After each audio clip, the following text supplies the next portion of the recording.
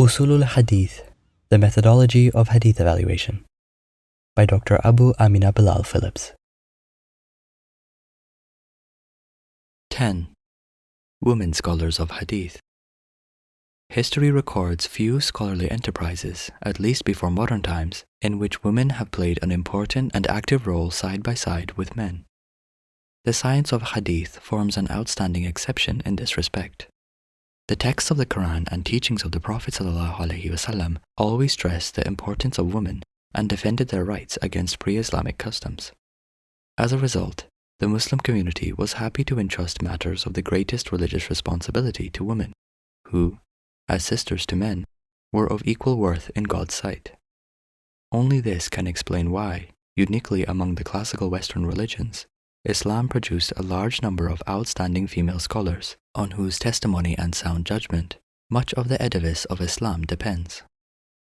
Since Islam's earliest days, women had been taking a prominent part in the preservation and narration of Hadith, and this function continued down through the centuries. At every period in Muslim history, there lived numerous eminent female traditionists, treated by their brethren with reverence and respect. Biographical notices on very large numbers of them can be found in the last sections of virtually all biographical dictionaries. During the lifetime of the Prophet ﷺ, many women had been not only the cause for many prophetic traditions, but had also been their transmitters to their sisters and brethren in faith. After the Prophet's death, many women companions, particularly his wives, were looked upon as vital custodians of knowledge and were approached for instruction by the other companions, to whom they readily dispensed the rich store that they had gathered in the Prophet's company. The names of Hafsa, Habiba, Maymunah, Salama, and Aisha are familiar to every student of Hadith as being among its earliest and most distinguished transmitters. In particular, Aisha is one of the most important figures in the whole history of Hadith literature, not only as one of the earliest reporters of the largest number of Hadith, but also as one of their most careful interpreters. In the period of the successors, too, women held important positions as traditionists. Hafsa, the daughter of Ibn Sirin, Darda the younger, d. 81/700, and Amra bint Abdurrahman are only a few of the key women traditionists of this period. Iyas ibn Muawiyah, an important traditionist of the time and a judge of undisputed ability and merit, considered Darda to be superior to all the other traditionists of the period, including the celebrated masters of Hadith like Al-Hasan al-Basri and Ibn Sirin.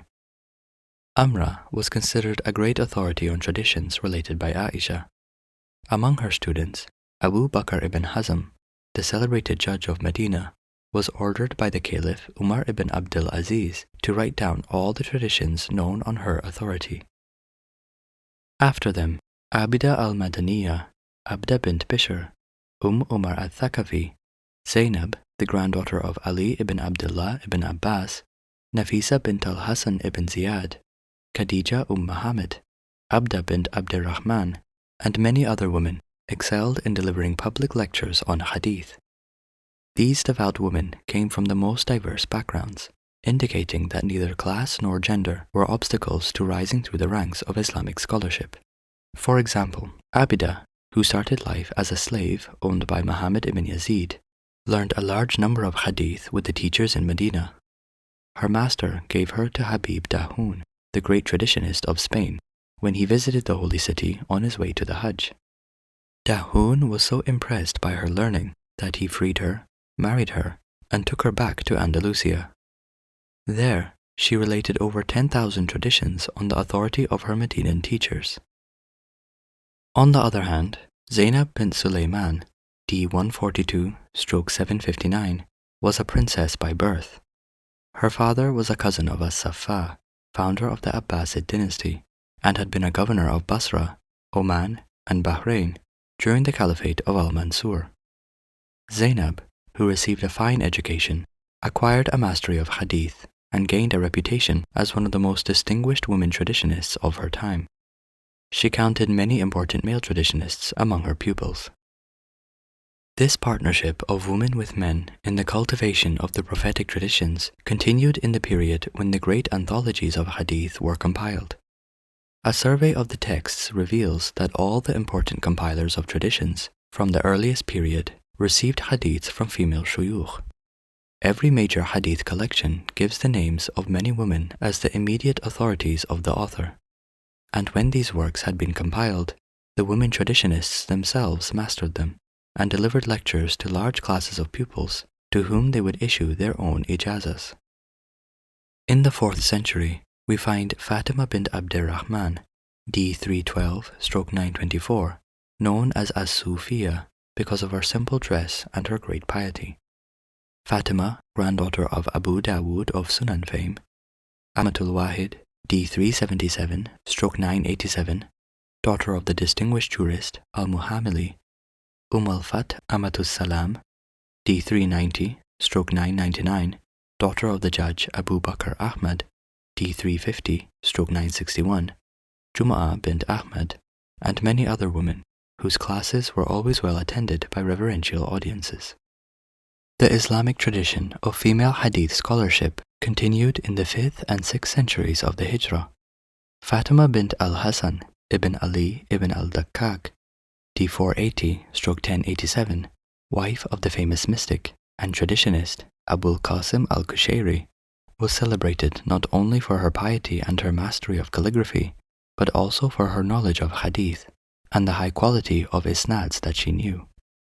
Even more distinguished was Karima al-Marwaziyah, d. 463-1070, who was considered the best authority on Sahih al-Bukhari in her time. Abu Dar of Herat, one of the leading scholars of the period, attached such great importance to her authority that he advised his students to study the Sahih under no one else because of the quality of her scholarship. She thus figures as a central point in the transmission of this seminal text of Islam. As a matter of fact, writes Goldziher, her name occurs with extraordinary frequency in the ijazas for narrating the text of this book. Among her students were Al-Khatib al-Baghdadi and Al-Humaydi, 428-1036 to 488-1095. Aside from Karima, a number of other women traditionists occupy an eminent place in the history of the transmission of the text of the Sahih. Among these, one might mention in particular Fatima bint Muhammad, d. 539-1144, Shuhda bint Ahmad ibn al-Faraj, d. 574-1178, and Sit al-Wuzara bint Umar, d. 716-1316. Fatima narrated the book on the authority of the great traditionist Sa'id al-Ayyar, and she received from the hadith specialists the proud title of Musnida Isfahan, the great hadith authority of Isfahan. Shuhda was a famous calligrapher and a traditionist of great repute. The biographers describe her as the calligrapher, the great authority on hadith, and the pride of womanhood. Her great-grandfather had been a dealer in needles, and thus acquired the title Al-Ibri.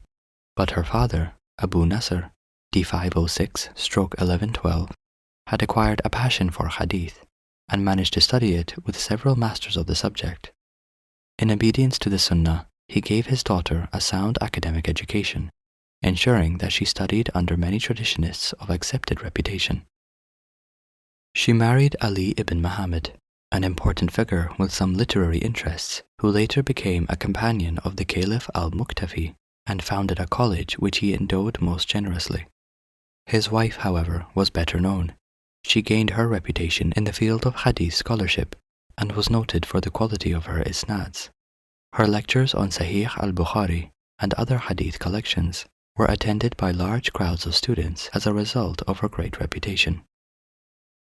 Also known as an authority on Sahih al-Bukhari was Sit al-Wuzara, who, besides her acclaimed mastery of Islamic law, was known as the Musnida of her time. She delivered lectures on the Sahih and other works in Damascus and Egypt. Classes on Sahih al-Bukhari were likewise given by al-Khair Amatul Khalik, 811-1408 to 911-1505, who is regarded as the last great hadith scholar of the Hijaz. Still another authority on Sahih al-Bukhari was Aisha bint Abdul Hadi.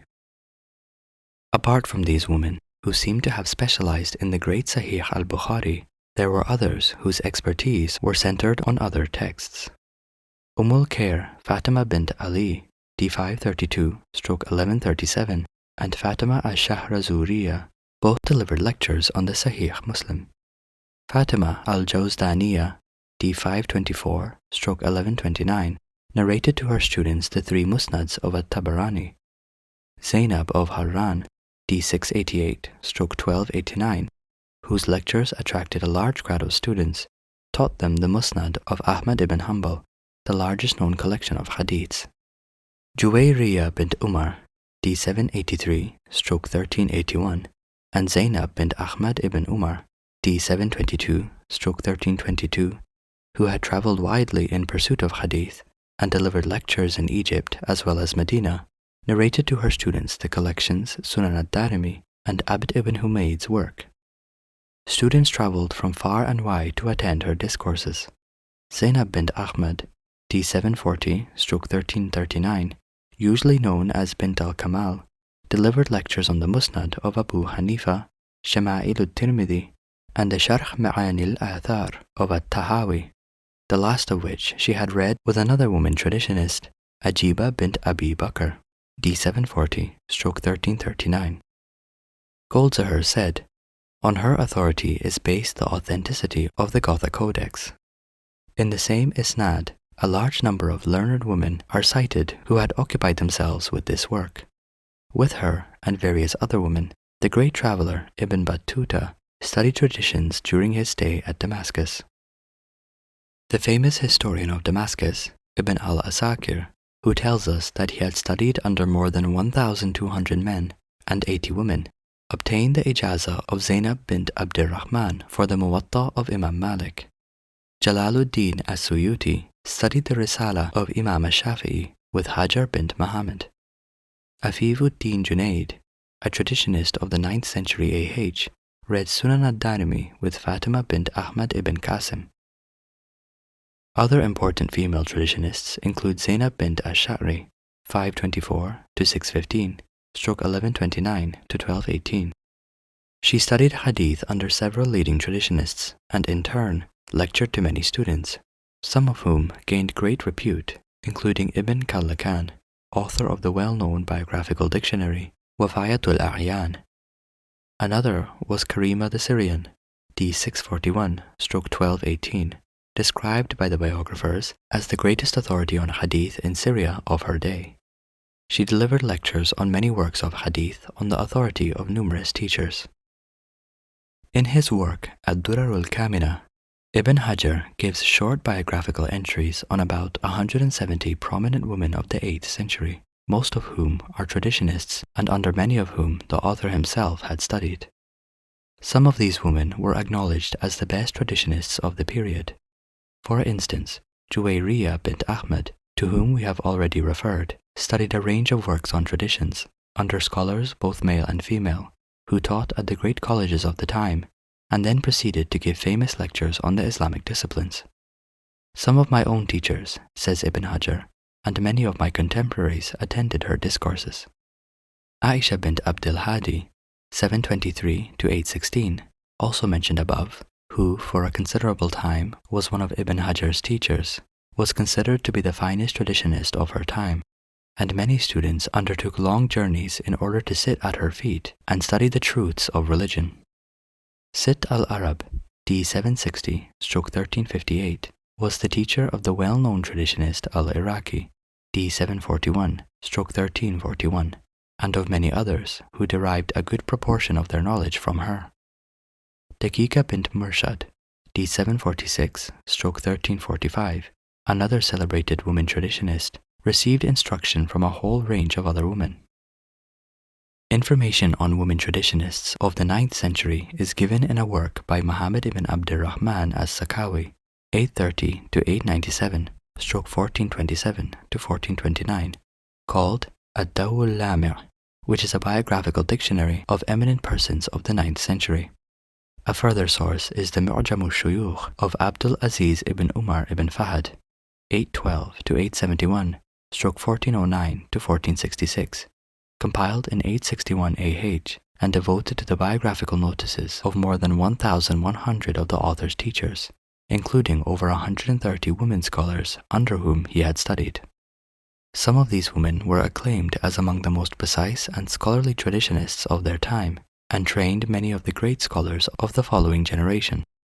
Hani Maryam, 778 to 871, stroke 1376 to 1466, for instance, learned the Quran by heart when still a child, acquired all the Islamic sciences then being taught, including theology, law, history, and grammar, and then traveled to pursue Hadith with the best traditionists of her time in Cairo and Mecca. She was also celebrated for her mastery of calligraphy, her command of the Arabic language, and her natural aptitude for poetry, as well as her strict observance of the duties of religion. Her son, who became a noted scholar of the 10th century, showed the greatest veneration for her and constantly waited on her towards the end of her life. She pursued an intensive program of lecturing in the great colleges of Cairo, giving ijazas to many scholars. Ibn Fahd himself studied several technical works on Hadith under her. Her Syrian contemporary, Ba'i Khatun bint Abil Hasan, d. 1459, studied traditions with Abu Bakr al-Mizzi and numerous other traditionists, and secured the ijazas of a large number of masters of Hadith, both men and women. She later delivered lectures on the Hadith in Syria and Cairo. We are told that she took especial delight in teaching. Aisha bint Ibrahim, 1358 to 1438, known in academic circles as Ibnat al-Shara'ihi, also studied traditions in Damascus and Cairo and elsewhere, and delivered lectures which the eminent scholars of the day regularly attended. Al-Khair Sa'ida of Mecca, d. 850-1446, received instruction in Hadith from numerous traditionists in different cities, gaining an equally enviable reputation as a scholar. So far as may be gathered from the sources, the involvement of women in Hadith scholarship and in the Islamic disciplines generally seems to have declined considerably from the 10th century of the Hijrah, 15th century CE onwards. Books such as An-Nur al-Safir of Al-Aidarus, the Khulasat al-Akhbar of Al-Muhibbi, and the As-Suhub al-Wabila of Muhammad ibn Abdullah, which are biographical dictionaries of eminent persons of the 10th, 11th, and 12th centuries of the Hijrah respectively, contain the names of barely a dozen eminent women traditionists. But it would be wrong to conclude from this that after the 10th century, women lost interest in the subject. Some women traditionists who gained good reputations in the 9th century lived well into the 10th and continued their services to the Sunnah. Asma bint Kamaluddin, d. 904-1498, wielded great influence with the sultans and their officials, to whom she often made recommendations, which they always accepted. She lectured on Hadith and trained women in various Islamic sciences. Aisha bint Muhammad, d. 906-1500, who married the famous judge Muslihuddin, taught traditions to many students and was appointed professor at the Salihiyya College in Damascus. Fatima bint Yusuf of Aleppo, 1465-1519, was known as one of the excellent scholars of her time. Al-Khair granted an ijazah to a pilgrim at Mecca in the year 1531. The last woman traditionist of the first rank who is known to us was Fatima al-Fudayliyah, d. 1831, also known as Al-Sheikh al-Fudayliyah. She was born before the end of the 12th Islamic century, 18th century CE, and soon excelled in the art of calligraphy and the various Islamic sciences. She had a special interest in Hadith and read extensively on the subject. Fatima received the diplomas of a good many scholars and acquired a reputation as an important traditionist in her own right. Towards the end of her life, she settled at Mecca, where she founded a well-stocked public library. In the city, many eminent traditionists attended her lectures and received certificates from her. Among them, one could mention in particular Sheikh Umar al-Hanafi and Sheikh Muhammad Saleh al-Shafi'i. Throughout the history of feminine scholarship in Islam, it is clear that the women involved did not confine their study to a personal interest in traditions or to the private coaching of a few individuals, but took their seats as students as well as teachers in public educational institutions, along with their brothers in faith. The colophons of many manuscripts show them both as students attending large general classes and also as teachers delivering regular courses of lectures. Various notes on the manuscript of the Kitab al-Kifaya of Al-Khatib al-Baghdadi and of a collection of various treatises on Hadith show Ni'ma bint Ali Ahmad Zainab bint al-Makki and other women traditionists delivering lectures on these two books, sometimes independently and sometimes jointly with male traditionists, in major colleges such as the Aziziyya Madrasa and the Diya'iyya Madrasa, to regular classes of students. Some of these lectures were attended by Ahmad, son of the famous general Salahuddin.